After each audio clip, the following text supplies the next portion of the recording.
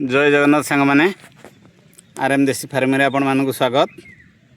आज आपण मानक देखी आमर गुआर शिंब बा गुआर सेमी जहाँ को पश्चिम ओडिशा भाषा कह जाए। ये देखु गुआर सेमी गछरे आमर किपरि फल आसीगला।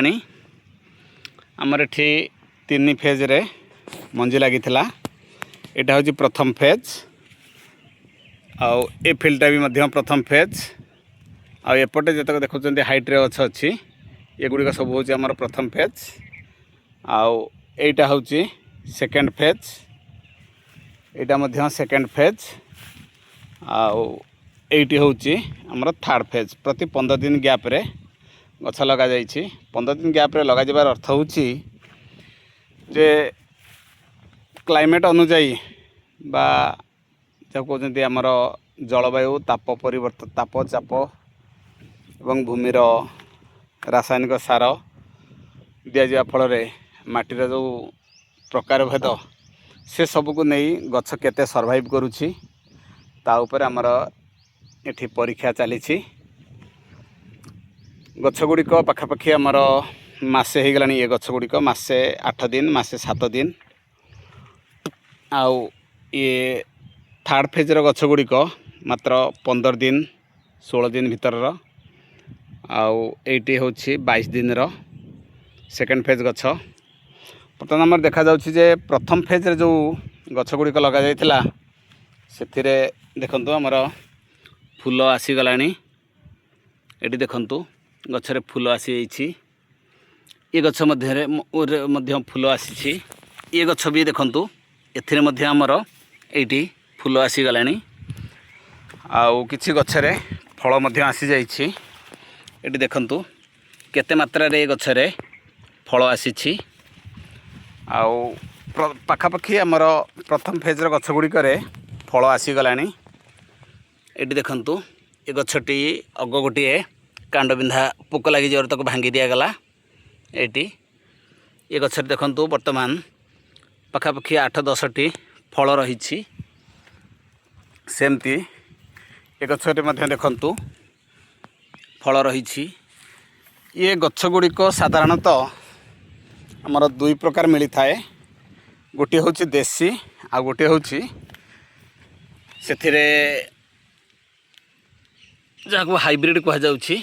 ये गछ देखंतु केते मात्रा रे फल आसीछि। एगुड़िक सब हूँ उन्नत किस्मर बिहन। यार गछ गुड़िक बेसी उच्चा हेब नहीं कारण देसी भेराइटी जोटा तार गछ गुड़िक 5 ରୁ 6 फुट 7 फुट पर्यंत मध्य हाइट होता है। आउ से फल मध्य आसी थाए किंतु सेगुड़िक डेरी रे मिनिमम 2 मास 60 दिन नहेले से फूल किंबा फल आसी न थाए।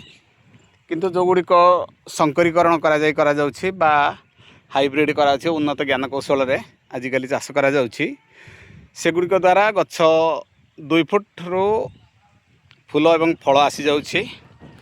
एगुड़िक आमर लगैला बेले अल्प किछि रासायनिक सार प्रयोग करा जाइथिला।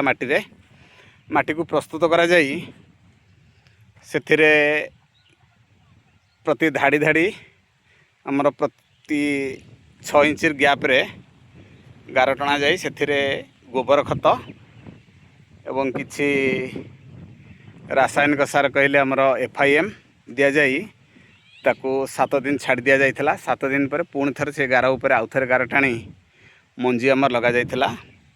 मंजी लगा पर गछ गुड़िक आसीथिला एवं देखि पारुछन्ती आपण माने गछ गुड़िक किपरि ग्रोथ हेलानी। तेणु एमती जदि आपण माने आकु निजर बाड़ी रे किंबा बगीचा रे किंबा निजर पाखापाखि घर पाखापाखि बिल रे चारिपट घेराबंदी करी आपण लगेले एथिर मध्य किछि मिलिबो अर्थ। कारण आजिकाली सबु जिनिस बिक्री होउछि किंतु बिक्री रे गोटे जिनिस देखा जाउछि चाषीर लाभवानटा कम हुए। तेणु चाषी ताकू निजर ज्ञान बल रे निजर बुद्धि विवेक कटई किपरि ताकू अधिक बिक्री करि परिबो। कारण आज देखा जाउथिला जे ब्रह्मपुर अंचल किछि लंका चाषी से माने लंका तोली देइछन्ति କିନ୍ତୁ ଲଙ୍କା କେଜି ହେଉଛି 15 ଟଙ୍କା, ଯେଉଁଟାକି ମାର୍କେଟରେ ବର୍ତ୍ତମାନ 100 ଟଙ୍କା ବିକ୍ରି ହେଉଛି, କିନ୍ତୁ ଚାଷୀ ପାଇଲା ବେଳକୁ 15 ଟଙ୍କା। ସେ ପୁଣି 10 କିଲେ ଦେଲା ବେଳକୁ ନାଇଁ ଆଉ କିଲେ ତାଥିରେ ଅଧିକା ପକା, এইଭଳି। କାରଣ ସବୁ ଜାଗାରେ ସଫରରେ ହେଇଥାଏ ଚାଷୀ, ଏଇଟା ନିଶ୍ଚିତ। କାରଣ ଆପଣମାନେ ଯିବେ ଯେତେବେଳେ ପରିବାଟିଏ କିଣିବା ଲାଗି ପଚାରିବେ ଦୋକାନରେ, ଆରେ ଏଇଟା କେଜି କେତେ? ନା କେଜି 20, ନା ଆଉ ଟିକେ କମ୍ କରୁନା 2 କିଲେ ନେବି। ଆଉ ଯେଉଁମାନେ ବାର୍ଗେନିଂ କରିଥାନ୍ତି ସେମାନେ ନିଶ୍ଚିତ ଆର୍ଥିକ ସ୍ୱଚ୍ଛଳ ବର୍ଗର ଲୋକମାନେ ହିଁ ବାର୍ଗେନିଂ କରିଥାନ୍ତି। ଆଉ କୌଣସି ଚାଷୀ ଶ୍ରେଣୀର ଲୋକ କେବେ ବାର୍ଗେନିଂ କରିନଥାନ୍ତି। କିନ୍ତୁ ସେଇମାନେ ଯେତେବେଳେ ହୋଟେଲକୁ ଖାଇବାକୁ ଯାଇଥାନ୍ତି, ଖାଇସାରିଲା ପରେ କେମିତି ହେଇଛି? ନା ଭଲ ହେଇଛି। ନା ବିଲ୍ଟା କେତେ ହେଲା? ନା ବିଲ୍ଟା ହେଇଗଲା 500, ଆଉ ଏଇଠି ଖାତାଟା ରହିଲା, ଏ ଖାତାରେ ଟିପ୍ସ ଆଜ୍ଞା ଦେବେ, ଆଜ୍ଞା ନମସ୍କାର, ଏମିତି କହି ସେଠି ସେମାନେ 1000 ଟଙ୍କା ଉଡ଼େଇଥାନ୍ତି। କିନ୍ତୁ ଗୋଟେ ଚାଷୀ ପାଖରେ ସେମାନେ ଟଙ୍କାଟିଏ କାଟିବା ଲାଗି ପଛାଇ ନଥାନ୍ତି। ସେମାନଙ୍କୁ ମଧ୍ୟ ଘୃଣା ଲାଗିନଥାଏ ଯେ ଆମେ ଗୋଟେ ଚାଷୀ ପାଖରୁ ଟଙ୍କାଟିଏ କାଟୁଛୁ।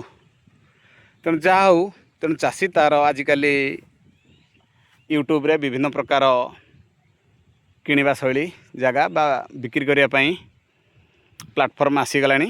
ତେଣୁ ସେ ପ୍ଲାଟଫର୍ମରେ ନିଜେ ତାକୁ ବ୍ୟବହାର କରି ବା ତା'ର ଘରେ ତା'ର ପିଲାମାନଙ୍କ ଦ୍ୱାରା ୟୁଟ୍ୟୁବ୍ର ବ୍ୟବହାର କରି ସେ ତାକୁ ମାର୍କେଟିଂ କଲେ ନିଶ୍ଚିତ ମାତ୍ରାରେ ଲାଭବାନ ହୋଇପାରିବେ ଏବଂ ଘରର ପରିବା ଖର୍ଚ୍ଚ ମଧ୍ୟ ଉଠିପାରିବ ଏବଂ ତାଜା ଫଳ ମଧ୍ୟ ସେ ଖାଇପାରିବେ। ଏଠି ଦେଖନ୍ତୁ କେତେ ମାତ୍ରାରେ ଆସିଛି। ତେଣୁ ଏଗୁଡ଼ିକ ବର୍ତ୍ତମାନ ଆମର ଗ୍ରୋଥ୍ ଷ୍ଟେଜ୍ରେ ଅଛି, ଏଗୁଡ଼ିକ ଏପର୍ଯ୍ୟନ୍ତ ତୋଳା ଯାଇ ନାହିଁ। ଆମର ନେକ୍ସଟ କମିଂ ୱିକ୍ରେ ଏଥିରୁ ଆମର କଲେକ୍ସନ୍ କରାଯିବ। ପାଖାପାଖି ଆମର ଅନୁମାନ ଏଥରକ 7ରୁ 8 କେଜି ବର୍ତ୍ତମାନ ପ୍ରଥମ କିସ୍ତିରେ ବାହାରିବ, ଦ୍ୱିତୀୟ କିସ୍ତି ଯିବ, ତୃତୀୟ କିସ୍ତିରେ ଆମର 40ରୁ 50 କେଜି ପର୍ଯ୍ୟନ୍ତ ଏଠି ବାହାରିବ।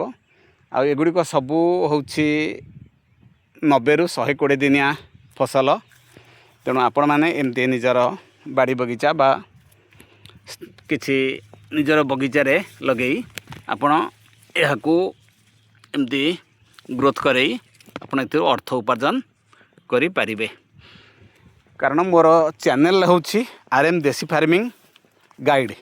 ତେଣୁ ଚାଷ କରିବାର ପ୍ରଣାଳୀଟା ମୁଁ ଆପଣମାନଙ୍କୁ ଶିଖେଇବି, ଯେଉଁଟାକି କମ୍ ଖର୍ଚ୍ଚରେ ଲୋ ବଜେଟ୍ରେ ଆପଣମାନେ ତାକୁ ଚାଷ କରିପାରିବେ ଏବଂ ଅମଳ କରିପାରିବେ।